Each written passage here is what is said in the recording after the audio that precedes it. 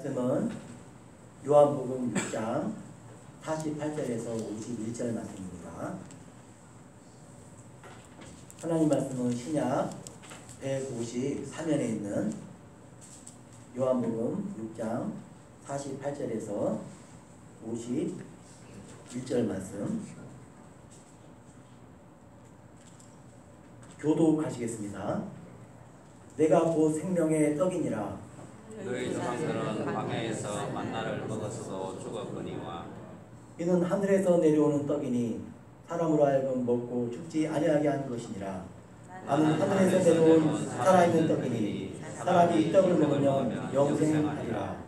내가 줄 떡은 곧 세상의 생명을 위한 내 살이니라 하시니라. 아멘. 하나님께서 이 세상의 모든 것들을 만드셨습니다. 우주 속에 있는 모든 별들도 다 하나님께서 지으셨습니다. 그리고 우리 사람을 하나님의 형상대로 지으시고 보시기에 힘이 되었더라 하시면서 우리 사람을 보고 하나님께서 매우 기뻐하셨습니다. 사람만큼 아름다운 것이 없습니다. 사람만큼 기쁨을 주는 것이 없습니다. 우리 하나님께도 우리 통도인들이 사람이 하나님의 가장 큰 기쁨이 됩니다.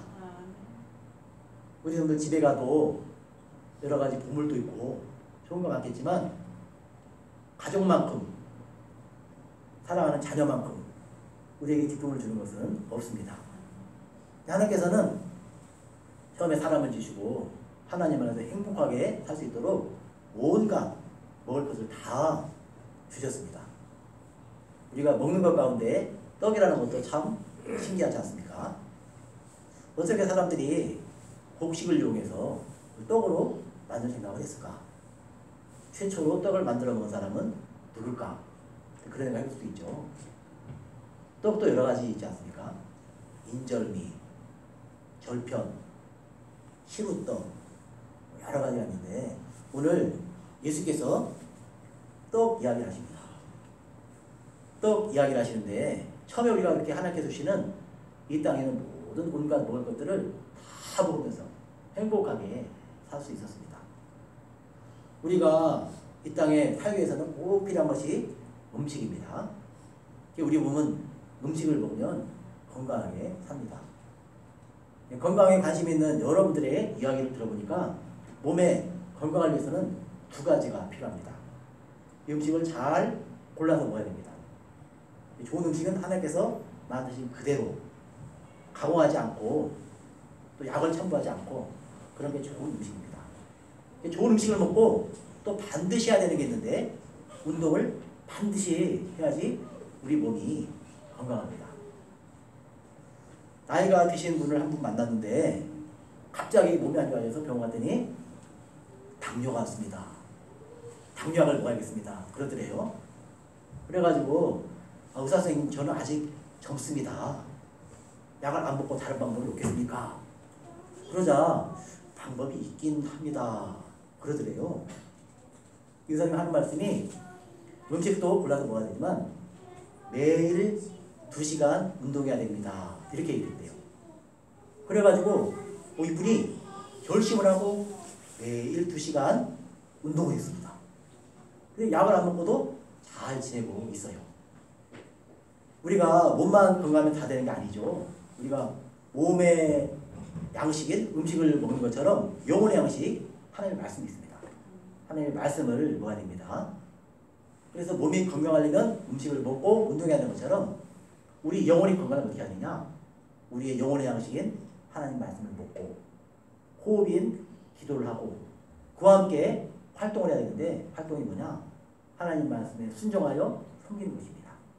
우리 영혼이 건강하려면 하나님 말씀을 먹고 기도에 호흡을 하고 하나님과 교제하고 그리고 활동을 해야 됩니다. 이 말씀만 잔뜩 먹으면 영적 비만이 생기는 거죠. 활동을 해야 되는데 이제 순종하여 섬기는 것입니다. 여러분들은 다 몸도 영혼도 건강하게 되시기를 바랍니다. 그런데 첫사람 아담과 하와가 하나님 말씀 아닌 옛뱀 사단의 말을 듣자 사람은 완전히 타락해서 더러워졌습니다. 여기 보십시오. 하나님의 말씀 안에 다른 걸 받아들이자 그 안에 하나님의 형상과 함께 사탄 마귀와 같은 형상이 사람 속에 들어왔습니다. 그것이 인간 고통의 시작입니다. 죄가 시작되어서 사람이 상처를 받고 고통을 받고 질병이 오고 일단 그렇게 살다가 결국은 죽음으로 끝나게 되는 것입니다. 하나님의 형상대로 지음받는 사람이 악마의 모습을 가지게 되었죠. 그래서 이 죄악의 문제, 이 죽음의 문제, 이걸 어떻게 할까? 이것이 인간의 가장 큰 숙제였는데 그 인간의 아픔이 바로 하나님의 아픔이었습니다. 그래서 십자가 달리신 예수님이 여기 있는데 왜 예수님이 이 땅에 오셨을까요? 그것은 여기 써 있는 것처럼 인류의 죄, 당신의 죄, 나의 죄 때문입니다. 우리를 죄에서 구원하시려고 예수님이 이 땅에 오셔서 내 죄를 다 지시고 십자가에 죽으셨습니다. 우리를 너무나 사랑하셔서 십자가에 죽으셔서 자신의 몸과 피를 다 내어놓으시고 우리를 살려주셨습니다. 오늘 우리는 예수님이 죽으셔서 내가 영원히 사는 것을 믿으면서 성찬을 받습니다. 예수님께서 나를 죄에서 구원하시려고 나를 사랑하셔서 십자가에 대신 죽으셨다. 이것을 믿고 그 예수님께 감사하며 예수님의 생명이 내 안에 들어와 사는 것을 믿으며 우리가 성찬을 받는 것입니다. 아직 세례받지 않은 성도들도 이 예수님을 믿고 다음번 성찬에는 함께 다 세례받고 또 입교한 우리 성도들로 다 이 성찬에 참여할 수 있기를 바랍니다. 어떻게 할 수 있느냐? 우리 마음에 생명의 떡이신 예수님을 영접하면 됩니다. 우리 몸은 떡을 먹으면 살아요. 밥을 먹으면 삽니다. 음식을 먹으면 삽니다. 근데 우리 영은 어떻게 사느냐? 하늘에서 내려온 산 떡이신 예수님을 먹으면 삽니다. 예수님은 바로 말씀이 육신이 되어 우리 가운데 오신 하나님이십니다. 바로 예수님이 생명의 떡이시라고 말씀하셨죠. 어떻게 우리가 예수님을 영접할 수 있을까요? 예수님을 영접한다는 것이 무엇일까요? 여기 앞에 보면은 그림이 하나 있는데 창문을 가리고 있는 커튼이 가려져 있으면 두터운 커튼이 가려져 있으면 밖에 햇빛이 아무리 빛나도 방 안으로 햇빛이 들어오지 못합니다. 그러나 창문이 그 가려져 있는 커튼을 열면 햇빛이 방 안으로 쏟아져 들어옵니다. 영접한다는 것은 그런 것과 같습니다. 방 안에 커튼을 열면 햇빛이 방 안에 들어오듯이 우리 마음의 커튼을 열면 예수님 우리 안에 모셔드리게 되는데 그것을 영접이라고 합니다. 마음을 열고 예수님 모셔드리면 예수님 우리 안에 들어오셔서 함께 사는 것입니다. 요한복음 1장 12절 말씀을 같이 읽어보겠습니다. 영접하는 자 곧 그 이름을 믿는 자들에게 하나님의 자녀가 되는 권세를 주셨으니 아멘. 우리가 마음을 열고 예수님을 마음에 받아들이면 예수님의 이름을 믿는 자가 되고 그러면 하나님의 자녀가 됩니다. 하나님의 자녀가 되면은 권세가 있게 됩니다. 이 땅에서도 자기 아버지가 경찰관이면 별로 두려운 게 없겠죠. 경찰이 지나가는 걸 보면 와 우리 아빠가 일하시는데 저 경찰관이 지나가신다고 오히려 마음이 안심될 것입니다. 이 땅에서도 누군가의 자녀가 되면 그 부모의 보호 아래 그렇게 든든하게 살아갈 수 있는데 예수님을 모시면 그렇게 살아갈 수가 있다고 말씀을 합니다. 여기 예수님을 영접했다. 이 말씀의 뜻이 무엇인지 하나님의 자녀가 되었다는 게 무엇인지 다시 한번 좀 더 생각해 보겠습니다. 영접하면은 믿는 자가 되는 거예요. 우리가 마음을 열고 그리고 예수님을 내 마음에 모셔드리면 말씀이신 예수님을 우리가 믿음으로 모셔드리면 예수님을 영접한 자가 되고 그리고 믿는 자가 됩니다. 이 믿는 자가 되면은 하나님의 자녀가 됩니다. 하나님의 자녀가 되면은 우리는 하나님의 집에서 살겠죠. 그리고 하나님의 집에 살면서 하나님의 자녀니까 하나님을 아버지 이렇게 부르면서 하늘 아버지 집에서 사는 것입니다. 우리는 지금 이미 우리가 예수님을 마음에 모셔드릴 때, 예수님을 믿을 때 하나님의 자녀가 돼서 지금 내 아버지 집이 하늘에 있지만 이미 하나님의 자녀로 이 땅에서 살아가고 있습니다. 그 믿음을 가진 성도들이 예수님이 내 안에 오시면 내가 영원한 생명을 누리고 더 풍성하게 누린다. 그걸 마음에 믿고 감사하며 우리가 성찬을 받는 것입니다. 특별히 하나님의 자녀는 여러 가지 영접한다는 의미가 연합한다는 의미가 있습니다. 연합한다. 예수님과 연합되었다는 뜻이 있습니다. 예수님과 연합되었다는 것은 말씀과 연합된 상태입니다. 말씀이 바로 예수님이시고 그 말씀이 우리 영혼의 양식인 것처럼 생명이 된 것처럼 예수님 바로 말씀입니다. 그러니까 예수님과 연합되었다는 것은 바로 말씀과 연합된 상태입니다. 그런 사람은 여기 왼쪽 그림에 보는 것처럼 예수님과 함께 있습니다. 함께 있기 때문에 누가 건드리지 못하는 거죠. 세상의 악한 것들이, 세상의 고통이, 세상의 아픔이 하나님의 자녀된 이 성도를, 예수님 품 안에 있는 이 성도를 절대로 건드리지 못합니다. 사단마귀 악한 것들이 절대로 우리 예수님과 엮여져 있는, 연합되어 있는 이 성도를 건드리지 못합니다. 하나님의 자녀가 되었다는 것은 묶었다 그런 뜻입니다.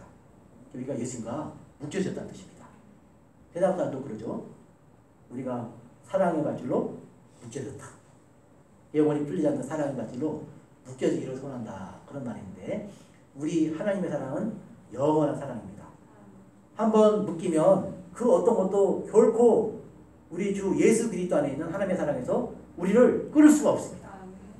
영원한 하나님의 사랑 가운데 우리가 단단하게 묶여져서 말씀과 묶여져서 절대로 세상에 어떤 것도 빼앗아갈 수 없습니다.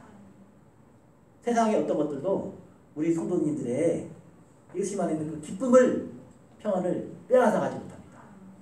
예수님과 묶여져서 예수님과 하나가 되어서 그렇게 된 것입니다.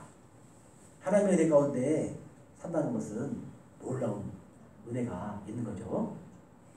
우리 학생들은 아직 입교 안 한 우리 학생도 있고 또 아직 유아세를 안 받아서 세례 안 받은 학생도 있습니다. 우리 이제 교회 법에 보면 15세가 되면 어릴 때 엄마 품에 안겨가지고 세례받은 그 사람은 15세가 되면 입교할 수 있습니다. 입교라는 건 뭐냐면 교회에 들어오는 거예요. 입교식은 교회에 들어오는 예식이죠. 어릴 때는 엄마 품에 안겨서, 아빠 품에 안겨서 엄마 아빠가 믿음으로 고백합니다. 하나님 우리에게 주신 이 믿음의 후손을 옛날 이스라엘 백성들이 할례하며 언약의 백성으로 받아들인 것처럼 우리도 그렇게 하나님의 약속의 자녀로 믿고 이 자녀를 믿음으로 잘 키우겠습니다. 말씀으로 양육하겠습니다. 그렇게 서약하고 유아세를 받는 겁니다. 그리고 이제 15세가 되면은 제가 이제 스스로 예수 믿습니다. 자기 입으로 예수 믿는다고 믿음을 고백하고 그리고 이제 입교식을 합니다. 우리는 이제 내년 봄에 그 입교 예식을 하려고 합니다. 그리고 교회에 나오셨는데 나이가 좀 드셔서 예수 믿는 성도님도 계시죠. 그런 성도님들은 이제 세례 교육을 받고 세례를 받습니다. 그리고 학습을 받고 그 다음에 이제 6개월 있다가 세례를 받고 그런 과정을 우리가 하게 됩니다. 세례 받는다는 게 뭐냐면 세례식은 씻을 새. 그래서 우리를 씻는다는 의미가 있습니다. 무엇으로 씻느냐? 우리는 몸이 더러워지면 물로 씻으면 되잖아요. 물로 씻으면 되는데 우리의 영혼이 더러워지면 뭘로 씻겠습니까? 우리 영혼이 더러워지면 못 씻는 거죠. 근데 어떻게 씻느냐? 우리의 몸은 물로 씻는 것처럼 우리의 영혼의 죄는 우리 위하여 십자가에 죽으신 예수님의 그 공로로 우리가 씻는 겁니다. 그래서 예수님을 제가 믿습니다. 그렇게 분명한 믿음의 고백을 가지면 그때 이제 씻는 거예요. 씻는 것도 여러 가지 방법이 있죠. 예수 때는 어떻게 했냐면은 세례 요한이 죄 가운데 살아가는 이스라엘 백성들이 회개하라 천국의 약과 아니라 세례 요한이 외치자 요단강으로 나왔습니다. 그러자 그들이 우리가 원치 않고 우리가 어떻게 하면 되겠습니까? 그러자 회개하라 그렇게 말하는 대로 세례를 받으라 그렇게 말하면서 세례를 베풀었습니다. 근데 그때 세례를 베풀 때는 어떻게 세례를 베풀었냐면은 요단강이 있으면 요단강으로 같이 들어갑니다. 같이 들어가가지고 물속에 세례받은 사람을 완전히 잠가요. 발끝부터 머리끝까지 완전히 물속에 잠깁니다. 근데 그러면 이제 물속에 들어갔다가 나오면 씻어졌다는 거죠. 그러니까 죄가 씻어졌다는 의미가 있습니다. 그리고 이제 물속에 들어갔다 나오면 어떤 의미가 있느냐? 예수님께서 십자가에 내 죄를 대신 지시고 죽으신 것처럼 나도 예수님과 함께 옛사람 죄인은 이곳에서 죽었다 그 의미가 있습니다. 물속에 들어갈 때는 내가 죽었다 예수님과 함께 내 옛사람 나의 죄는 죽었다 그런 의미가 있는 거죠. 그래서 이제 그런 세례를 주면 좋겠죠. 우리는 장로교회라 그렇게까지 세례를 주지 않습니다. 물속에 집어넣어가지고 물속에 한 1분 동안 푹 잠그면 세례가 잘 되겠죠. 푹 씻어지겠죠. 그러면 옛사람이 죽는 그런 인식이 아주 강렬할 겁니다. 그래서 이제 내 옛죄 다 없어졌고 예수님과 함께 다시 살아난다. 그런 인식이 분명하게 됩니다. 우리 한국에도 이제 저희는 장로교단인데 침례 교회에 나가시는 분들의 얘기를 들어보면은 세례받은 기억이 아주 뚜렷해요. 왜냐하면 특별히 이제 겨울에 세례 받잖아요. 그러면 교회에 우리는 침례 세례탕이 없잖아요. 그래서 이제 그 옛날 침례교회가 시골에 있는 교회를 어떻게 했느냐? 그 세례 받을 때가 되면 침례 줄 때가 되면은 세례를 다 한 다음에 통도들과 함께 냇가로 나갑니다. 냇가 나가지고 이 추운 겨울에 세례복을 입고 물속에 들어가는 거예요. 물속에 막 들어갔다가 또 막 목사님께서 이 사람은 옛사람은 더 확실히 죽어야 된다 그러면 물속에 푹 집어넣었다가 물속으로 들어갔다가 나오면 확신하겠죠. 와, 나 그때 세례 받았다. 나 그때 침례 받았는데 옛사람은 죽고 내 안에 예수님이 들어오셔서 예수님이 나와 함께 산다. 난 예수님의 사람이다. 이런 생각이 분명하겠죠. 그래서 우리가 그렇게 분명한 예수님 때문에 내가 살았습니다. 내 옛사람은 죽었습니다. 이런 분명한 의식을 가지고 세례받는 그런 은혜가 우리에게도 있기를 바랍니다. 교회에서 세례를 잘 안 줘요. 왜냐하면 분명한 교육을 하고 줘야 되기 때문에 분명한 믿음의 고백을 받고 나서 세례를 줘야 되기 때문에 세례를 신중하게 주는 것입니다. 내년에 그렇게 우리가 학습하고 또 세례받을 수 있는 기회가 있을 때 정말로 옛사람이 죽고 하나님의 자녀가 되었다. 정말로 거듭난 사람이 됐다. 이런 감격이 있는 우리 모두가 되시기를 바랍니다. 오늘 말씀에 예수께서 말씀하세요. 우리가 어떻게 죄로 죽었던 옛사람이 다시 살아나는가? 그것은 내가 곧 예수님이 곧 생명의 떡이니라. 예수님이 생명의 떡이기 때문에 그렇다는 거예요. 너희 조상들은 광야에서 만나를 먹었어도 죽었거니와. 이 만나는 육신의 하나님이 하늘에 내려오신 양식이었습니다. 그 만나를 먹었는데 결국 광야에서 죽었습니다. 그러나 이는 하늘에서 내려오는 떡이니 사람으로 하여금 먹고 죽지 아니하게 하는 것이니라. 하늘에서 내려오는 떡. 예수님은 하늘에서 내려온 떡이에요. 그래서 사람으로 하여금 먹고 죽지 아니하게 하는 것이니라. 이것 때문에 초대교회에서는 오해도 있었습니다. 뭐죠? 예수님 사람들이 이상하다. 주의 날이 되면 모여가지고 어떤 비밀스러운 어떤 집회를 가지는데 그 가운데 사람의 살을 먹고 사람의 피를 마신다더라. 이런 잘못된 소문이 터졌습니다.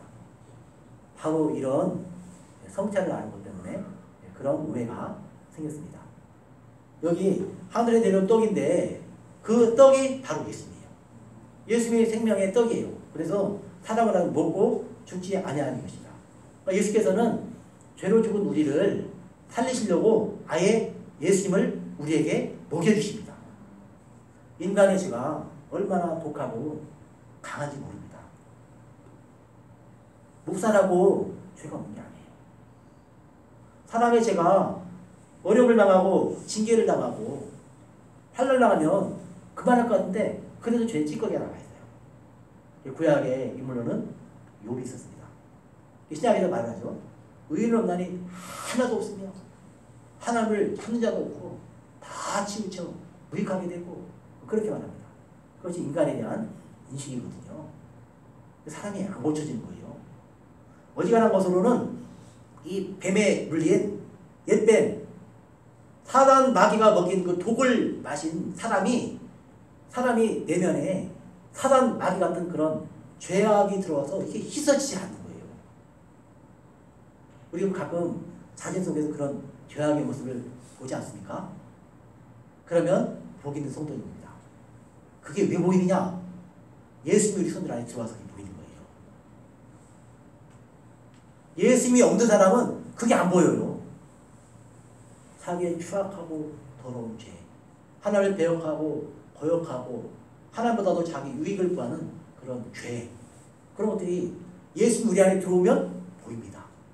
그래서 이미 우리 안에 들어와서 아예 이거는 보통 방법으로 안 고쳐진다. 그래서 아예 예수님이 십자가에 죽으셔서 우리의 죄를 다 짊어지십니다. 그리고 생명이 때려주셔서 우리에게 들어오셔서 우리 속에 들어와서 아예 살아요. 그래 예수님이 들어오시면 어떻게 되냐? 사단 마귀, 죄악의 악한 것들이 떠나갑니다. 왜냐하면 예수님은 빛이십니다. 예수님은 죄가 없으신 분입니다. 그래서 예수님이 우리 안에 들어와 사시면 우리 안에 죄가 다 사라지는 거예요. 그래서 첫사람, 하나님 처음 지은 그 첫사람의 아름다운 모습으로 회복되는 것입니다. 그래서 예수님이 우리에게 오셔서 생명의 양식이 되어주시려고 하는 것입니다. 난 하늘에서 내려온 살아있는 떡이니 사람이 떡을 먹으면 영생하리라. 예수님 자신을 먹으면, 그러니까 예수님의 말씀을 우리 안에 간직하고 예수님을 영접하면 우리가 영원히 삽니다. 내가 줄 떡은 곧 세상의 생명을 위한 내 살이니라. 그러니까 예수께서 살을 우리에게 주시고 피를 주시려고 합니다. 예수님의 생명을 우리 위해서 내어 놓으셨습니다. 이 부분에 대한 이해가 처음에는 이해가 잘 되지 않았습니다. 그래서 여러 신학자들이 정리를 했습니다. 그래서 대표적으로 두 가지만 소개한다면 천주교에서는 이게 무슨 말이냐? 이거를 화채설로 해석을 합니다. 델화, 변화될 화, 몸체 해가지고 이 천주교에서 떡을 줄 때 실제로 이 떡이 예수님의 살로 변화된다는 거예요. 그렇게 가르칩니다. 그럼 우리가 볼 때 이상하다. 어떻게 예수님의 살을 실제로 먹을까? 그렇게 생각하죠. 근데 우리 이제 장로교는 어떻게 하느냐? 영적 임재설로 해석을 합니다. 영적 임재설. 우리가 이 성찬의 떡을 대할 때 영적으로 우리 예수님 우리 가운데 임재하시고 우리 영혼에 들어오셔서 실제적으로 생명의 양식이 되어주신다는 거예요.